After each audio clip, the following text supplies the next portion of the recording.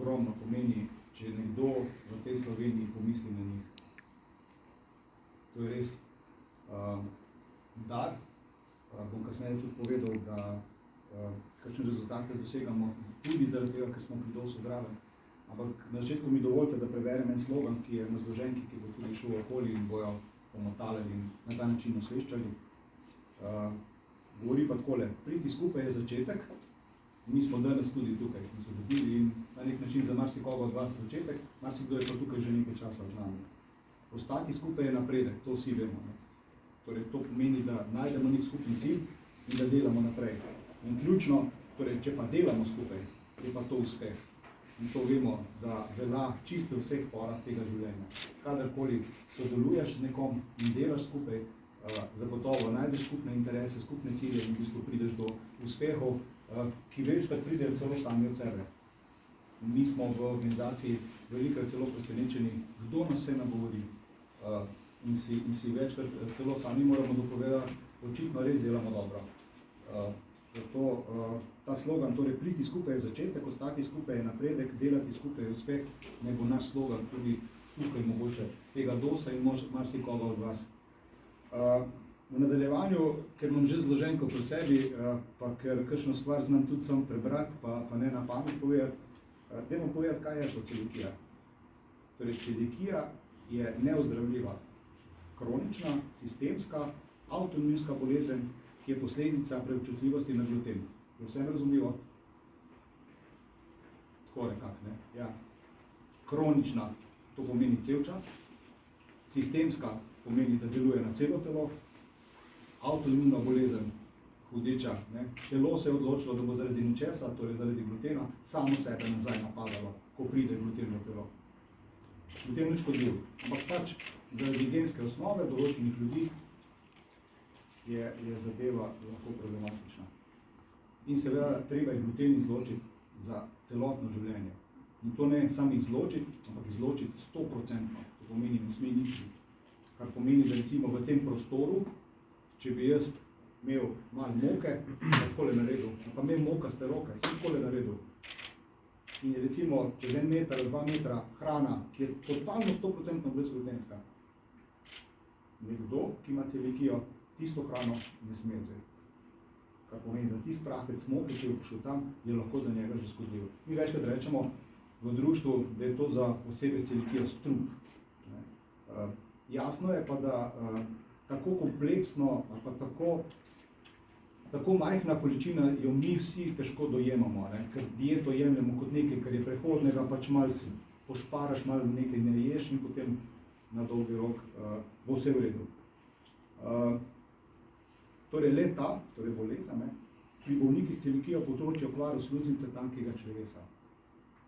Zato, ker se telo upre nazaj.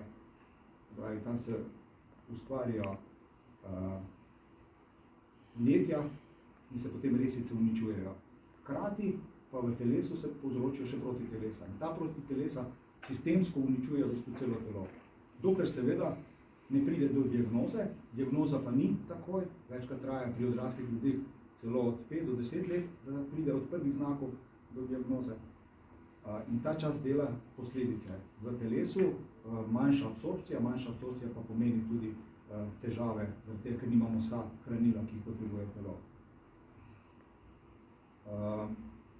Torej v tanke sluznice, tanke črevesa, s čimer povzroča motnje v absorpciji hranil, katera posledica je pogosto pomanjkanje mineralov in vitaminov. In potem je približno še 35,5 stavkov, ki jih ne bom zdaj bral, to si lahko preberete tudi na naši spletni strani ali pa koga vprašate. In potem nadaljujem čisto na koncu. V nasprotnem primeru se bolniki s celiakijo soočajo s stigmatizacijo, socialno izolacijo, občutki manjvrednosti in depresije. Težko izgovarjam te besede, ker to čutim vsak dan z temi osebami s celiakijo. Jaz osebno nimam celiakijo, ima moja hčerka, ampak ja. Edino zdravilo za to je odprto srce in vseživljenjsko izobraževanje. Se pravi, odprto srce je to, da ste danes tukaj zagotovo imate in boste prenesli to naprej. To, da se moramo pa vseživljenjsko izobraževati, sem pa hvaležen še enkrat za to, da bomo ozaveščali o celiakiji. Društvo Celiac je v letu 2017 naredilo posvet v državnem svetu Bila so 4 ministrstva, ogromno politike, ogromno strokovnih služb na ministrstvih, vsi so obljubili, da bojo stvari premaknili. Kaj mislite, koliko se je premaknilo do danes? Ja, vse je nekaj malega premaknilo, ne pa veliko.